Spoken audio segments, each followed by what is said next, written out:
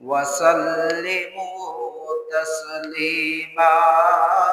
اللهم صل على سيدنا مولانا محمد وعلى آل سيدنا مولانا محمد. اللهم صل على سيدنا مولانا محمد وعلى آل سيدنا مولانا محمد. ওরিয়া যাওরে বাংলার হাওয়া, ওরিয়া যাওরে মদিনায়, এই আশিকদের সালাম গুলো পৌঁছে দিও পাক রওজায়। আল্লাহুম্মা সাল্লি আলা সাইয়্যিদিনা মাওলানা মুহাম্মদ ওয়া আলা আলি সাইয়্যিদিনা মাওলানা মুহাম্মদ। চিন্তা করে দেখো রে মন, রাতর গভীর নিশীথে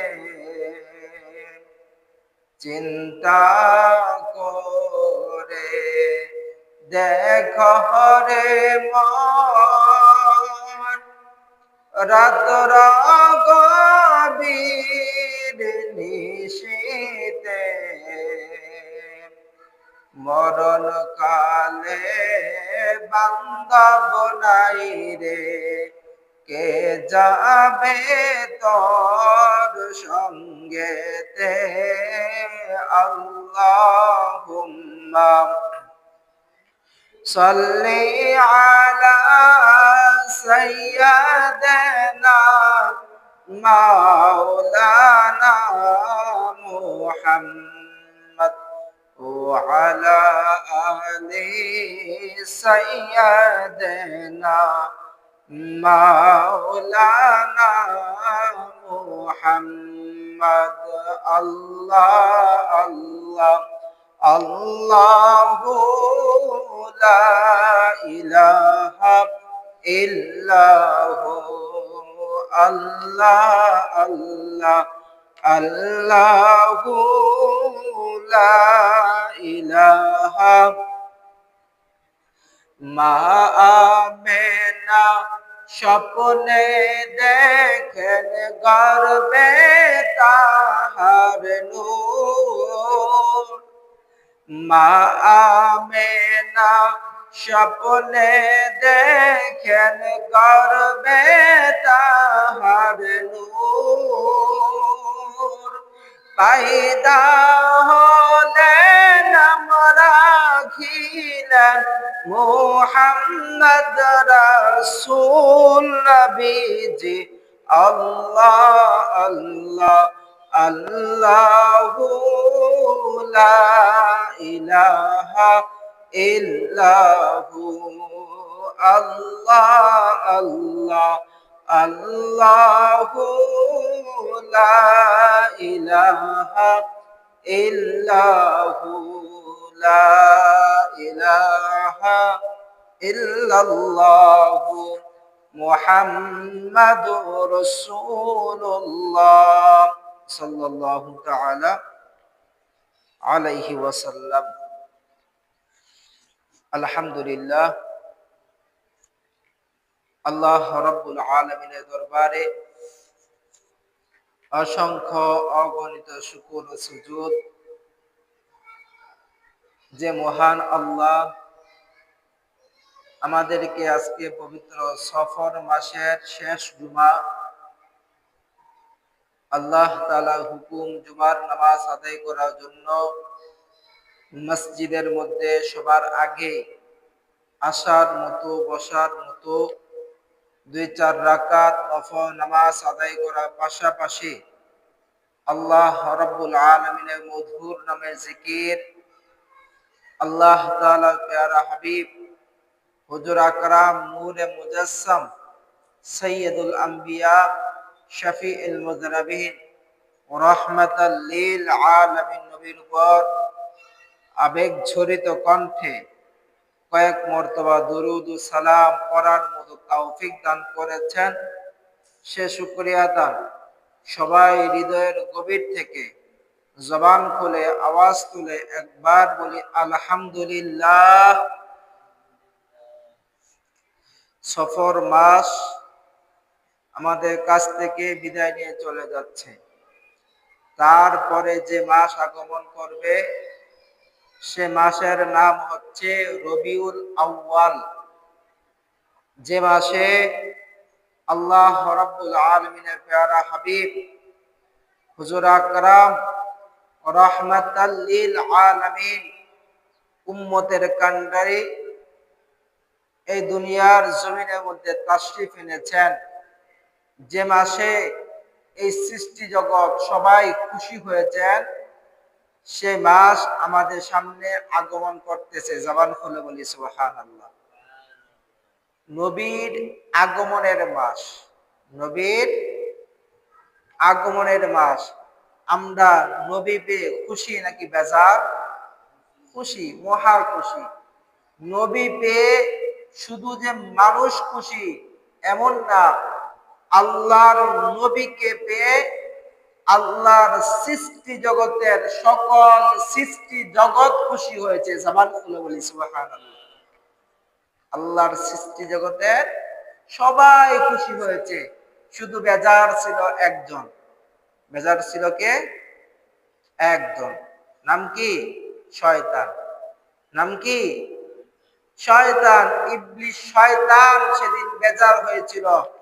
হাদিসে কারিমায় পাই যে ইবলিস শয়তান সেদিন এত পরিমাণ কান্না করেছে যে তার কান্নার কথা আল্লাহর নবীর হাদিসের মধ্যে বয়ান করা হয়েছে। জবান খুলে বলি সুবহানাল্লাহ।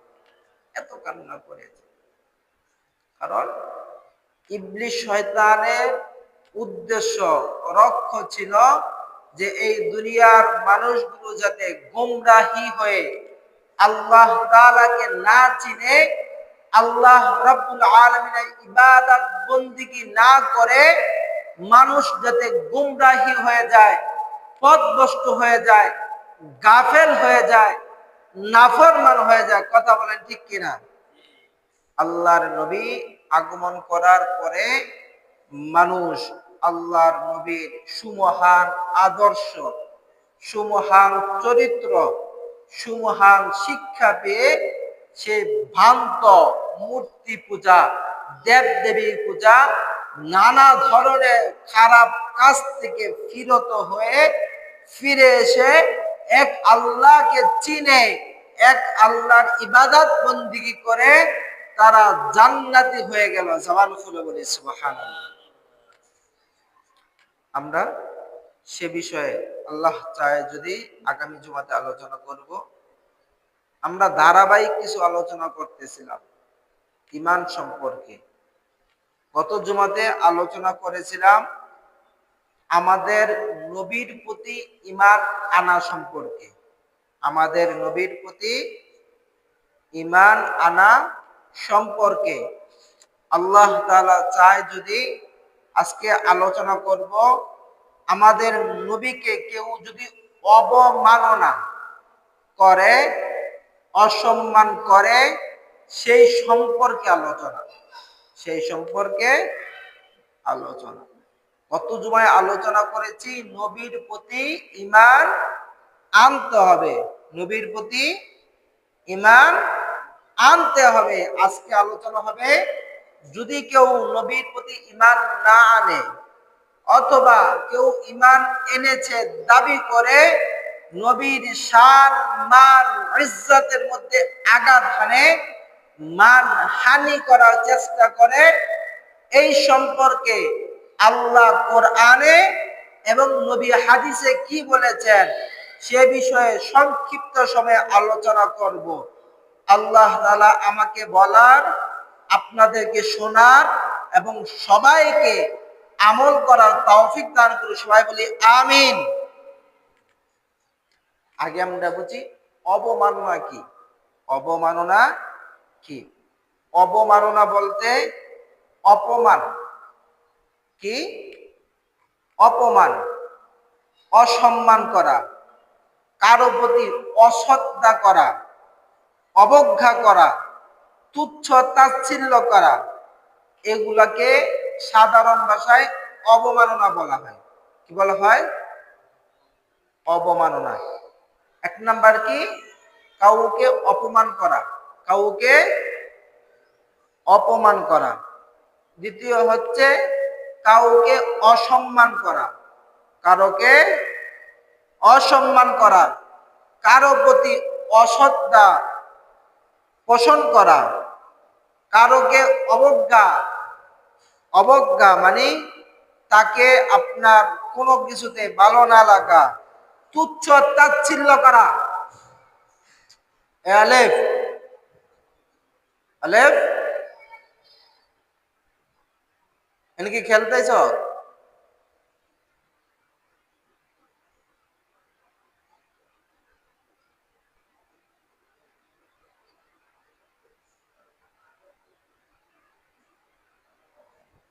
আল্লাহুম্মা সাল্লি আলা সাইয়্যিদিনা।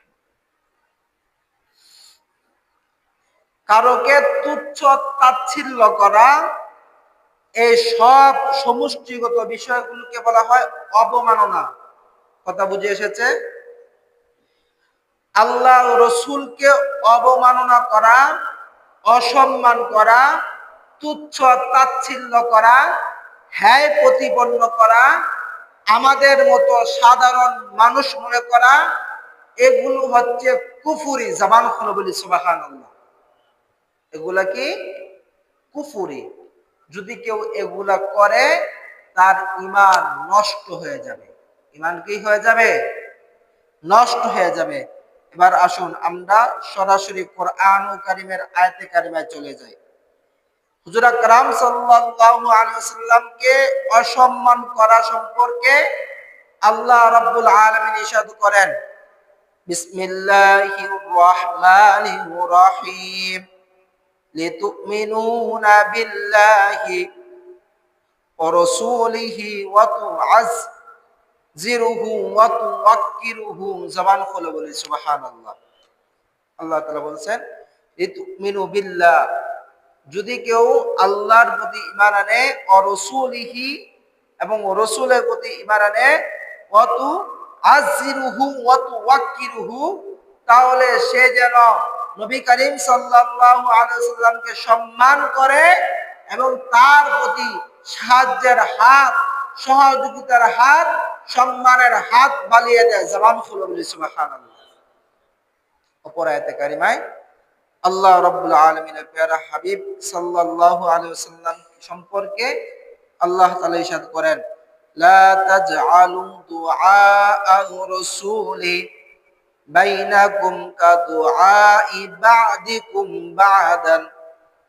আল্লাহ তাআলা বলেন, লা তাজআলু দুআআ রাসূলি, তোমরা নবী করিম সাল্লাল্লাহু আলাইহি ওয়াসাল্লামকে ডেকো না। লা তাজআলু দুআআ রাসূলি, তোমরা আল্লাহর নবীকে ডেকো না, বাইনাকুম কাদুআই বা'দিকুম বা'দান, যেরকম ভাবে তোমরা একজন আরেকজনকে, এক মুসলমান আরেক মুসলমানকে, এক ভাই আরেক ভাইকে, বাপ সন্তানকে, সন্তান বাপকে যেরকম ভাবে ডাকাডাকি করো এমন সাধারণ ভাবে আল্লাহর নবীর ক্ষেত্রে ডাকাডাকি করো না, জবান খুলে বলি সুবহানাল্লাহ। এ থেকে বোঝা গেল এমন সাধারণ সম্মানসূচক শব্দ দিয়ে ডাকাকে আল্লাহ তাআলা নিষেধ করেছেন। কি করেছেন? নিষেধ করেছেন।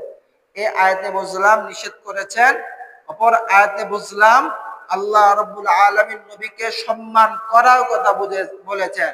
এই দুইটা আয়াত থেকে আমরা যে বিষয়টা বুঝলাম সেটা হচ্ছে আল্লাহ নবীকে সম্মান করার কথা বলেছেন, আবার নবীকে অসম্মান না করার কথা বলেছেন। তার মানে যদি কেউ নবীকে সম্মান না করে সেও যেমন কাফের হয়ে যাবে, কুফরি করবে, আবার কেউ যদি নবীকে অসম্মান করে সেও কুফরি হয়ে যাবে। জবান খুলে বলি সুবহানাল্লাহ। এখন আপনি যদি নীরব ভূমিকা পালন করেন, কি ভূমিকা? নীরব ভূমিকা, যে আমি সম্মানও করব না, কুফরিও করব না, এই সুযোগ নাই। এই সুযোগ নাই, কারণ আল্লাহ তাআলা বলেছেন সম্মান করার জন্য।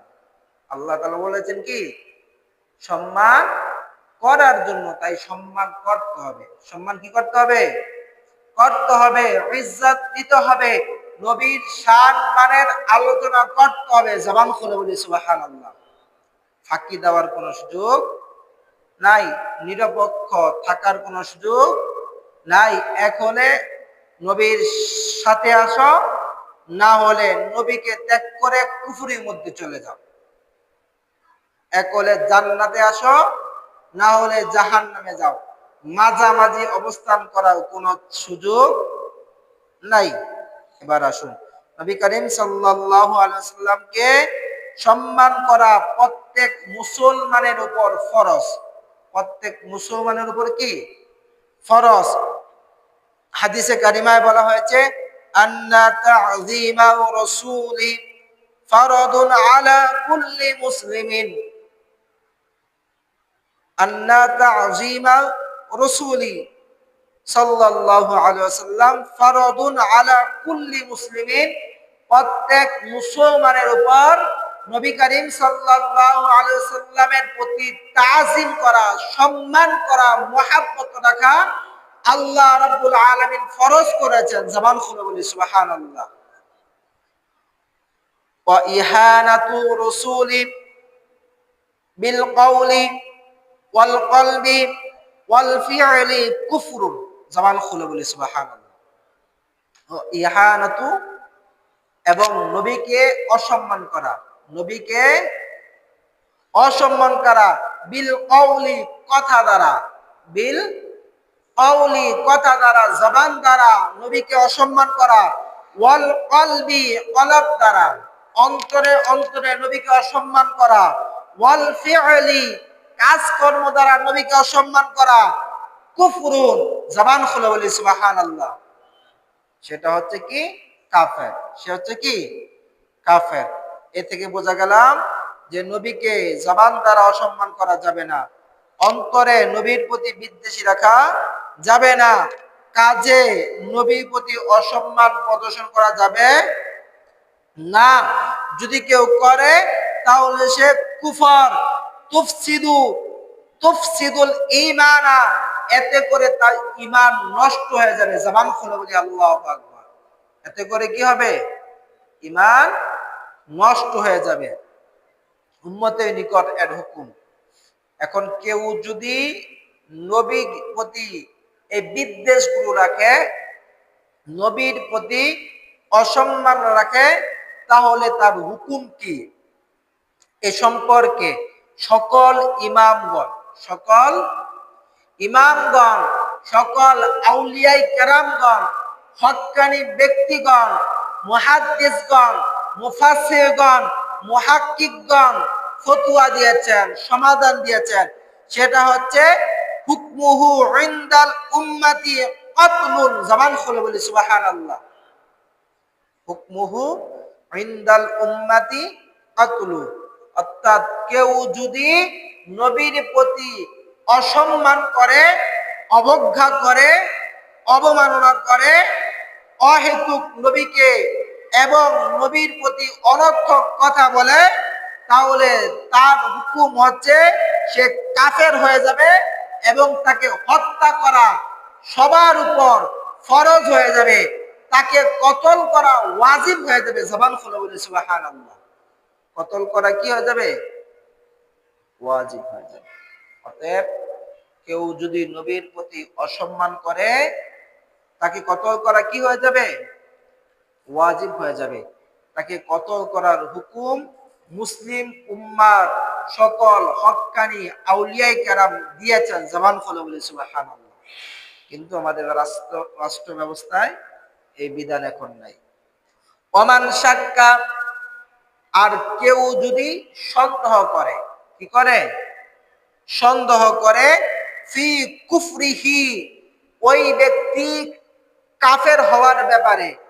যেই ব্যক্তি নবী করিম সাল্লাল্লাহু আলাইহি সাল্লামের সম্মানে আঘাত এনেছে, ওই ব্যক্তি যে কাফের, এই কাফের হওয়ার ব্যাপারে যদি কেউ সন্দেহ পোষণ করে, ওয়া আযাবিহি কাফারা, এবং তার কাফের হওয়ার আযাবের ব্যাপারে যদি কেউ সন্দেহ করে, সেও কাফের। জবান খুলে বলি সুবহানাল্লাহ।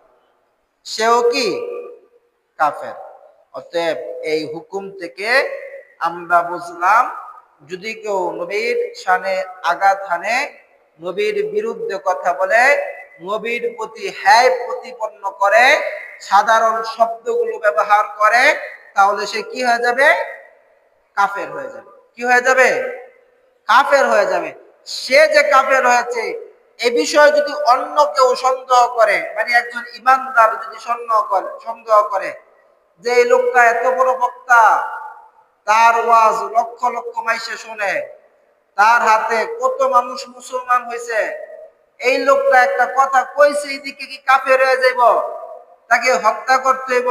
এটা হয় না। এমন সন্দেহ যদি করে, সে সন্দেহ করার কারণে সেও কাফের। সন্দেহ করার কারণে সেও কাফের। নবীর শানের ব্যাপারে বিন্দু পরিমাণ ছাড় আল্লাহ দেয় নাই। কে দেয় নাই? কথা বলেন, কে দেয় নাই? আল্লাহ তাআলা দেয় নাই। এবার আপনি আমি দেওয়ার কে? আপনি আমি দেওয়ার ক্ষমতা আছে? যেখানে নবীর ইজ্জতে যদি কেউ আঘাত হানে, তার ব্যাপারে আল্লাহ কোনো ছাড় দেয় নাই, আল্লাহ ফয়সালা শুনিয়ে দিয়েছে, সেখানে আপনি আমি আবেগী মানুষ হয়ে ছাড় দেওয়ার কোনো সুযোগ আছে? কথা বলেন, ছাড় দেওয়ার কোনো সুযোগ আছে? আবুল আহাব নবীকে কষ্ট দিয়েছিল, নবীকে কষ্ট দিয়েছিল। আল্লাহ তাআলা কোরআনে সূরা নাজিল করে দিয়েছে, তাব্বাত ইয়াদা আবি লাহাবি ওয়া তাব, মা আগনা আনহু মালুহু ওয়া মা কাসাব। আবুল আহাব নবীকে কষ্ট দিয়েছে, সাথে সাথে সূরা নাজিল করে দিয়েছে। মক্কার মানুষগণ নবীকে নির্বংশ বলতো। কি বলতো? নির্বংশ বলতো। আল্লাহর নবীকে কষ্ট দেওয়ার জন্য এরকম সাধারণ শব্দ ব্যবহার করত। আল্লাহ রাব্বুল আলামিন আয়াত নাযিল করে দিয়েছেন, সূরা নাযিল করে দিয়েছেন, ইন্না আতাইনাকাল কাউসার ফাসাল্লি লিরাব্বিকা ওয়ানহার ইন্না শানিয়াকা হুয়াল আবতার। জবান খুলে বলি সুবহানাল্লাহ। আল্লাহ তাআলা বলছেন, ইয়া রাসূলুল্লাহ, আপনি তাদের কথায় কানে দিবেন না, চিন্তাই করবেন না। আমি আল্লাহ বলতেছি আপনাকে, ইন্না আতাইনা কাল কাউসার।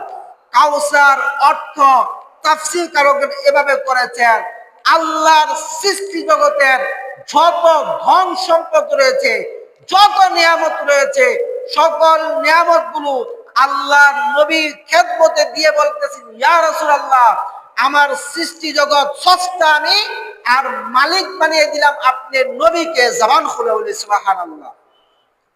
স্রষ্টা আল্লাহ, মালিক বানিয়ে দিয়েছে কাকে? নবীকে। ইয়া রাসূলুল্লাহ, আপনি কাফেরদের কথায় বিন্দু পরিমাণ কষ্ট নেবেন না।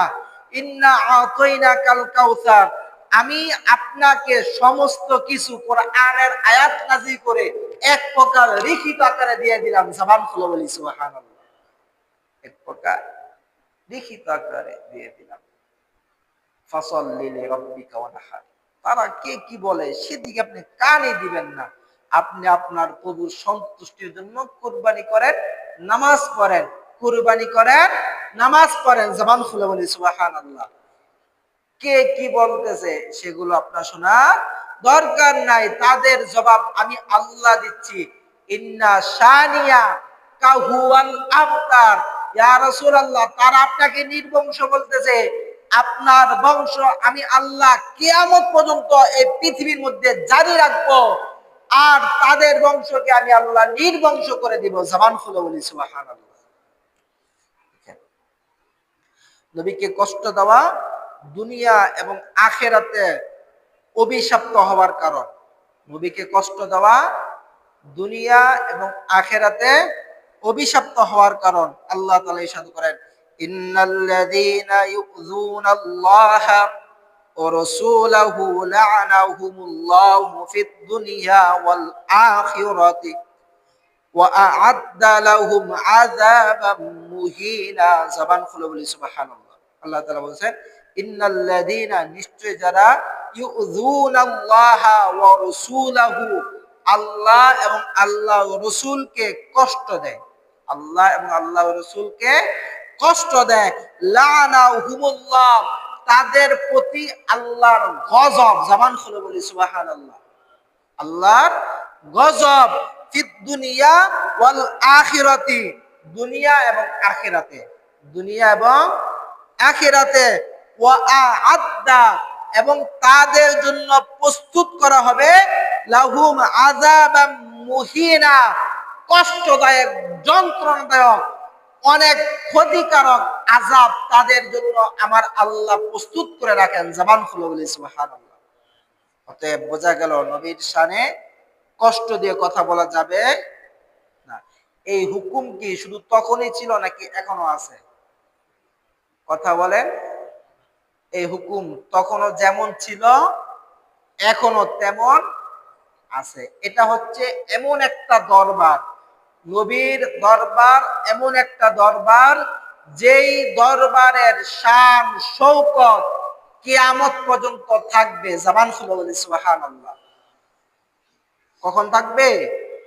কিয়ামত পর্যন্ত। বরং কিয়ামতের পরও এই শান বাড়বে, এই দরবারের শান বাড়বে। আজকে আমাদের জমানায় কেউ যদি সেনা প্রধান হয়, সরকার প্রধান হয়, যতদিন আছে ততদিন ক্ষমতা, যতদিন আছে ততদিন ক্ষমতা, যতদিন আছে ততদিন তার শান, ততদিন তার সম্মান। কথা বলেন ঠিক কিনা? সে নাই, তার সম্মান নাই, ক্ষমতা নাই, সম্মান নাই, টাকা পয়সা নাই, সম্মান নাই। কিন্তু নবীর দরবারের ব্যাপারে আল্লাহ তাআলা বলছেন, এই দরবারের শান শৌকত ইজ্জত কিয়ামত পর্যন্ত থাকবে। জবান খুলে বলি সুবহানাল্লাহ। তারপর আসেন সহজ করে, ছোট করে চলে যাই। আল্লাহ তাআলা অন্যত্র বলেন, ওয়াল্লাযীনা ইউযুনা রাসূলাল্লাহি লাহুম আযাবুন আলীম। সূরা তাওবার 61 নম্বর আয়াত। আল্লাহ তাআলা বলেন, নিশ্চয় যারা নবী করিম সাল্লাল্লাহু আলাইহি ওয়াসাল্লামকে কষ্ট দেয় তাদের জন্য রয়েছে আযাবুন আলীম, যন্ত্রণাদায়ক কষ্ট। জবান খুলে বলি সুবহানাল্লাহ। অতএব নবীকে কষ্ট দেওয়া যাবে, কথা বলে, নবীকে কষ্ট দেওয়া যাবে না। একটা আয়াতে কারিমা, এই আয়াতে কারিমাটা আমি মাঝে মাঝে আলোচনা করি। সেটা হচ্ছে আল্লাহ তাআলা সূরাতুল হুজরাতের 2 নম্বর আয়াতে কারিমা বলে, নবীর কণ্ঠস্বরের উপর অন্যের কণ্ঠস্বর উঁচা করা যাবে না। নবীর কথার উপর, নবীর কথার উপর আর কারো কথা চলবে না। নবীর কথার উপর আর কারো কথা চলবে না। সহজ কথা বোঝেন। আল্লাহর নবী যার জন্য যে সমাধান করে দিয়েছেন, যে ফয়সালা দিয়েছেন, সেই ফয়সালাই মানতে হবে, সেই ফয়সালাই মানতে হবে। এই ফয়সালার বিপরীতে গিয়ে কোনো কথা বললে সেই কথা গ্রহণযোগ্য হবে? কথা বলেন, সেই কথা গ্রহণযোগ্য হবে না। নবীর হাদিসের বিপক্ষে গিয়ে কেউ যদি কথা বলে তাহলে তার কথা গ্রহণযোগ্য হবে? কথা বলেন, গ্রহণযোগ্য হবে না। আপনি যদি আল্লাহর নবীর সাহাবীদের জীবনের দিকে তাকান, আল্লাহ নবী সাহাবীদেরকে যেভাবে বলেছে হয়তোবা অনেক জিনিস তাদের মানতে কষ্ট হয়েছে, কিন্তু নবীর কথার উপর কথা বলা যাবে না। নবীর কথার উপর কথা বলা যাবে না। যদি বলে ঈমান শেষ, যদি বলে ঈমান শেষ। আল্লাহ তাআলা বলতেছেন, ইয়া আইয়ুহাল্লাযীনা আমানু লা তারফাউ আসওয়াতাকুম ফাওকা সাওতিন নাবী ওয়া লা তাজহারু লাহু বিল কওলি কাজাহরি বা'দুকুম লিবা'দিন আন তাহবাতা আমালুকুম ওয়া আনতুম লা তাশউরুন। জবান খুলে বলি সুবহানাল্লাহ। আল্লাহ তাআলা বলেন, ইয়া আইয়ুহাল্লাযীনা আমানু, হে ঈমানদারগণ, লা তারফাউ আসওয়াতাকুম, তোমাদের আওয়াজকে উঁচা করবে না, বড় করবে না, ফাওকা সাওতিন নাবী, নবীর আওয়াজ থেকে তোমাদের আওয়াজকে বড় করবে না, নবীর কথা থেকে তোমাদের কথাকে বড় করবে না, নবীর শান থেকে তোমাদের শানকে বড় করবে না, নবীর মতামত থেকে তোমাদের মতামতকে অগ্রাধিকার দিবে না। জবান খুলে বলি সুবহানাল্লাহ। এরকম হাজারটা ভাবে আপনি চিন্তা করতে পারেন। মোট কথা, কোনো কিছুতে নবীর আগে, নবীর থেকে বড় করা যাবে না। দুঃখ লাগে। আন তাহবাতা আমালুকুম ওয়া আনতুম লা তাশউরুন, যদি কেউ করে ফেলে, আন তাহবাতা আমালুকুম ওয়া আনতুম লা তাশউরুন, আল্লাহ রাব্বুল আলামিনের ফয়সালা হচ্ছে, যদি কেউ করে ফেলে ওয়া আনতুম লা তাশউরুন, সে জানবেও না, তার আমলগুলো নষ্ট হয়ে যাবে। সে জানবেও না, তার আমলগুলো নষ্ট হয়ে যাবে। আমল নষ্ট মানে ঈমান নষ্ট, আমল নষ্ট মানে আপনার আখিরাত নষ্ট। কথা বলেন ঠিক কিনা? আমল না থাকলে আখিরাতে কোনো ফায়দা আছে? মৃত্যুর পরে কবরে জাহান্নাম ছাড়া কোনো উপায় আছে? কোনো উপায় নাই। সহজভাবে চলে আসি একটা হাদিসে কারিমায়, এবার চলে আসি। এতক্ষণ শুধু বললাম কোরআনের আয়াত থেকে, এবার হাদিসে কারিমায় চলে আসি।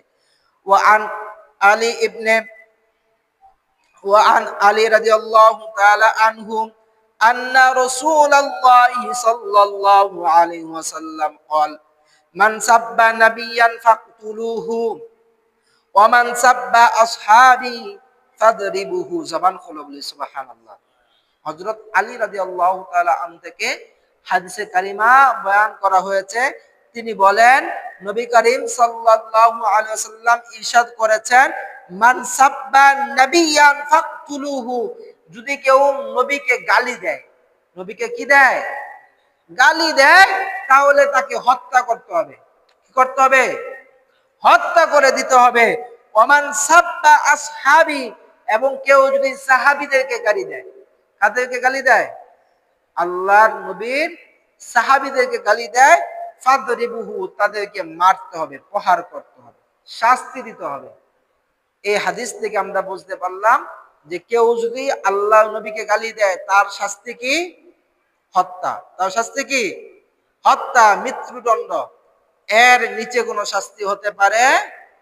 সমঝোতা কোনো শাস্তি না, সমঝোতা কোনো শাস্তি না। আল্লাহ রাব্বুল আলামিন আমাদের সবাইকে বোঝার তৌফিক দান করুন। সবাই বলে আমিন। দেখেন, হাদিসের মধ্যে কিছু ঘটনা এসেছে, আল্লাহর নবীর জমানায়। কোন জমানায়? আল্লাহর নবীর জমানায় কিছু ঘটনা এসেছে। বুখারী শরীফের হাদিসে কারিমা হযরত জাবের ইবনে আব্দুল্লাহ রাদিয়াল্লাহু তাআলা আনহু থেকে বর্ণিত। তিনি বলেন, রাসূলুল্লাহ সাল্লাল্লাহু আলাইহি ওয়াসাল্লাম ইরশাদ করেছেন, কাব ইবনে আশরাফকে হত্যা করার জন্য তোমাদের মধ্যে কেউ কি আছো? জবান খুলে বলি সুবহানাল্লাহ। আল্লাহর নবী ভরা মজলিসে সাহাবীদেরকে বলতেছেন, ও আমার সাহাবীরা, কাব ইবনে আশরাফকে হত্যা করবে, তোমাদের মধ্যে কেউ আছো? জবান খুলে বলি সুবহানাল্লাহ। এক সাহাবী দাঁড়িয়ে গেলেন, ইয়া রাসূলুল্লাহ। সাহাবীর নাম হচ্ছে মুহাম্মদ ইবনে মাসলামা। মুহাম্মদ ইবনে মাসলামা রাদিয়াল্লাহু তাআলা আনহু দাঁড়িয়ে গেলেন, ইয়া রাসূলুল্লাহ, আমি রাজি, আমি রাজি। ওই ব্যক্তিকে হত্যা করবে, কারণ হচ্ছে সে আল্লাহ এবং রসুলকে কষ্ট দিচ্ছে, আল্লাহ এবং তার রসুলকে কষ্ট দিচ্ছে। সে কারণে আল্লাহ নবী বললেন যে এই মজলিসের মধ্যে তোমাদের মধ্যে কেউ কি আসো যে ওই নাফরমানকে, গোস্তাকে, রসুলকে হত্যা করবে? জবান খুলে বলি সুবহানাল্লাহ। তখন মুহাম্মদ ইবনে মাসলামা রাদিয়াল্লাহু তাআলা আনহু দাঁড়িয়ে গেলেন, বলতেছেন, ইয়া রাসূলুল্লাহ, আমি তাকে হত্যা করতে চাই, কিন্তু আমি কিছু কথা বলতে চাই, যে কথাগুলো হয়তোবা প্রতারণামূলক হতে পারে। আপনি কি আল্লাহর কাছে আমাকে সে বিষয়ে ক্ষমা করিয়ে দিবেন? আল্লাহ রাব্বুল আলামিনের পেয়ারা হাবিব বললেন, যাও, তোমাকে সে বিষয়ে অধিকার দেওয়া হলো। জবান খুলে বলি সুবহানাল্লাহ। সে বিষয়ে অধিকার দেওয়া হলো। তখন ওই সাহাবী তার দুইজন সাথীকে নিয়ে তাকে হত্যা করে ফেললেন এবং আল্লাহ নবীর দরবারে এসে এই সংবাদ দিলেন। আল্লাহ নবী তার প্রতি খুশি হয়ে গেলেন। জবান খুলে বলি সুবহানাল্লাহ। আরেকটা ঘটনা হযরত আনাস রাদিয়াল্লাহু তাআলা আনহু থেকে বয়ান করা হয়েছে, এক ব্যক্তি ইসলামের প্রথম যুগে খ্রিস্টান ছিল। কি ছিল? খ্রিস্টান ছিল। পরবর্তীতে সে মুসলমান হয়েছে। কি হয়েছে? মুসলমান হয়েছে। এবং সূরা বাকারা, সূরা আল ইমরান, এই সূরা দ্বয় সে রেখে রাখতো। কি করত? রেখে রাখতো, যাদেরকে কাতেবে ওহী বলা হতো। আল্লাহ নবী দরবারে কিছু সাহাবী এমন ছিল যারা কোরআন রেখে রেখে সংরক্ষণ করে রাখতো। তো ওই ব্যক্তি খ্রিস্টান থেকে মুসলমান হয়েছে, মুসলমান হয়ে কোরআনের আয়াতগুলো লিখে রাখতো। আবার কিছুদিন পরে ওই ব্যক্তি আবার খ্রিস্টান হয়ে যায়। কি হয়ে যায়? খ্রিস্টান হয়ে যায়। খ্রিস্টান হয়ে গিয়ে সে আল্লাহর নবীর ব্যাপারে নানা কথা বলতে লাগলো, নানা মিথ্যা অপবাদ দিতে লাগলো, আল্লাহ নবী সম্পর্কে খারাপ খারাপ কথা বলতে লাগলো। একটা সময় যখন ওই ব্যক্তি মারা গেল, তখন খ্রিস্টান ব্যক্তি যারা রয়েছে তারা তাকে কবর দিল। কি দিল? কবর। খ্রিস্টানদের কি কবর দেওয়া হয়? খ্রিস্টানদের কি দেওয়া হয়? কবর দেওয়া হয়। আমি দেখেছি ময়নামতি, কুমিল্লা, বাক্স করে টিকিট বিকেট করে কবর দেওয়া হয়। তো ওই ব্যক্তিকে কবর দেওয়া হলো। কবর দেওয়ার পরে রাত্রে বেলা তাকে কবর থেকে বাহির করে দেওয়া হলো। কবর থেকে বাহির করে দেওয়া হলো। যখন আবার খ্রিস্টানরা আসলো, এসে দেখতেছে তার কবর উপরে, তার কবর লাশ উপরে, লাশ রাখা হয়েছিল নিচে, মাটির নিচে, এখন উপরে। তখন তারা চিন্তা করেছে, এই ব্যক্তি যেহেতু মুহাম্মদ সাল্লাল্লাহু আলাইহি সাল্লাম সম্পর্কে খারাপ খারাপ বক্তব্য বলতো, হয়তোবা তার সঙ্গী সাথী যারা আছে, সাহাবী যারা আছে, তারা মনে হয় এমন কাজ করেছে। তাই তাকে আবার গভীর করে কবর দেওয়া হলো, আরো গভীর করে কবর দেওয়া হলো। পরের দিন দেখা গেল আবার রাস উপরে, আবার রাস উপরে। তখন তারা এই চিন্তা করে তারপরের দিন আরো গভীর করে, অনেক বেশি গভীর করে সেখানে কবর দিল। আবার যখন রাত্র হলো, তখন দেখা গেল তার রাস আবার উপরে, রাস আবার উপরে উঠে যায়। তখন তারা সবাই বুঝতে পারলো, এই ব্যক্তি যেহেতু মুহাম্মদ সাল্লাল্লাহু আলাইহি ওয়াসাল্লামের দরবার থেকে বিতাড়িত হয়েছে, সেখানে যেহেতু তার জায়গা হয় নাই, তাই মাটির নিচে তাকে জায়গা দিবে না, তাকে উপরে রেখে দাও। জঙ্গলার সিংহগুলো, জঙ্গলার পশু পাখিগুলো তাকে কে নিশ্চিহ্ন করে দিবে। জবান খুলে বলি সুবহানাল্লাহ। অতএব যে নবীর দরবারে জায়গা পায় না, তার এই সৃষ্টি জগতে কোনো জায়গায় জায়গা নাই, এই সৃষ্টি জগতে কোনো জায়গায় জায়গা নাই। আল্লাহ রাব্বুল আলামিন আমাদের সবাইকে এই অগুছালো বক্তব্য থেকে সঠিক বিষয়টা বুঝে আমল করার তৌফিক দান করুন। সবাই বলি আমিন। ওয়া আখির দাওয়ানা আনিল হামদুলিল্লাহি রাব্বিল আলামিন। যারা পরে এসেছি, তাওরাকাত কাবলা জুমা সুন্নত নামাজ আদায় করে নিই।